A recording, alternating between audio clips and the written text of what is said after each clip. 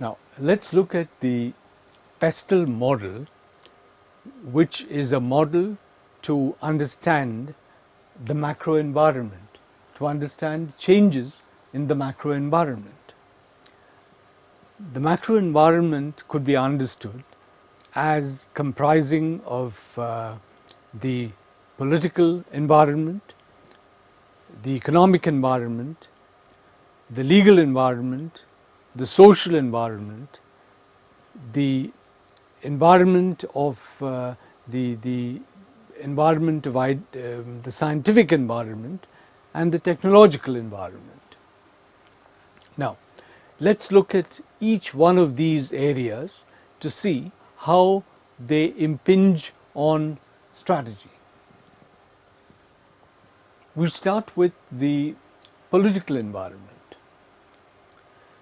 There are several initiatives that are launched by different governments at different points in time. Each of these initiatives has an impact on strategy, on the strategy of the company. Let's take some examples. Let's look at deregulation, which is an initiative which the government which governed India in the early 90s. Deregulation was a move which was brought in by the government of that time in the early 90s, what we call the liberalization movement. Now, during liberalization, what happened was that licensing of industries was removed, and it was possible now for anyone to set up a company, to set up an industry without waiting for licenses from the government. This was different from the earlier practice. Now, the immediate impact of this when it came to the cotton yarn industry was that a large number of spinning mills were set up within a short period of time. And what happened was that because of this excess supply of cotton yarn, supply was very much more than demand. There was a crash in prices, and the cotton yarn industry suffered financially for 2 or 3 years till demand picked up again and supply and demand matched. So, deregulation had a particular impact on the cotton yarn industry. Deregulation is a political move of a government, and that impacted the cotton yarn industry. It impacted the strategy formulation of the cotton yarn industry. Let's look at another example. Regional integration. Regional integration, that is integration in the area, in the region of South Asia. Now, there is the South Asia Regional Cooperation Movement. This movement was given strength, was given prominence by a government during the early 2000s. Now, at that point of time, the cotton textile industry, right? Not merely, earlier we were talking about the cotton yarn alone, but here we are talking about the cotton textile industry, which is the yarn, fabric, garments, right? Now, if we look at garments, for instance, what happens is that garment making in India is much more expensive than garment making in Bangladesh, right? Now, once regional integration took place, garments from Bangladesh started competing with garments from India. Garments, what we wear, clothes that we wear. So, here is an instance of how a political action, which is regional integration, impacted a industry and how the strategy of that industry was affected. Right. Now let's look at economic factors. Right. When we talk about economic factors, we are talking about things like the growth rate of the economy. The growth rate of the economy impacts industry. It impacts strategy making in the industry. To take an example, if you have a industry like the bicycle industry, right? Now the bicycle industry today is a mature industry in India. It's not a rapidly growing industry.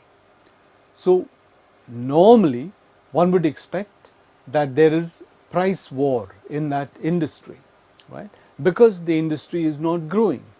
However, this price war does not take place when the growth rate of the economy is high and people who in the rural areas, for instance, continue to buy bicycles. So growth rate of the economy impacts industry strategy. Then let's look at the interest rate. Right? Interest rate is another very important variable as far as the economic policy, as far as the economic environment is concerned. When the interest rates are high, what happens to the building industry? What happens to the housing industry? The housing industry is adversely affected. When the interest rates are high, people do not take loans to buy houses, and hence people buy less houses, and hence the building industry is affected. So here is an instance of an economic event, interest rate affecting industry. Let's now look at the exchange rate. The exchange rate is an equally important parameter in the economic space. A very interesting impact of the exchange rate is on the price of petrol in our Indian domestic market. Now, as you are aware, India imports most of its crude from overseas. The prices of crude, even when they came down 2 years back, the price of petrol in India did not come down, but it went up. Why is that?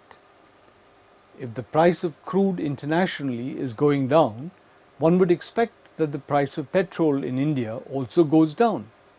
But because the rupee declined vis-a-vis the dollar, that had an impact on the rupee price of petrol in India.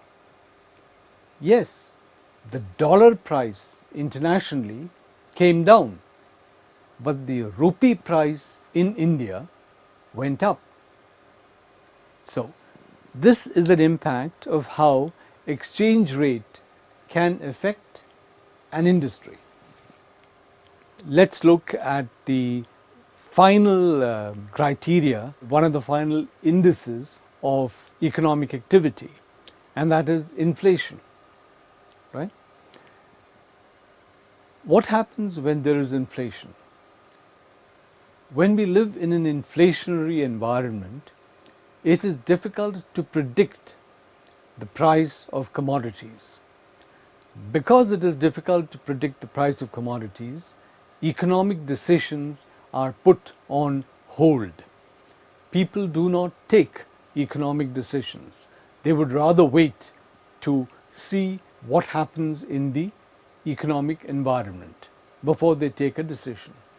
So inflation increases uncertainty in the economy.